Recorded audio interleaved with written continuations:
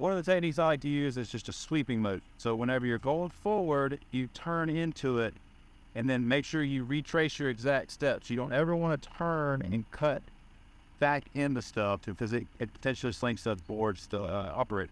So you just want to go in, turn, come right back out, and it pushes that stuff, and then you have the blades going right into it. It's just a lot easier than cutting in 90, cutting the black, cutting in 90.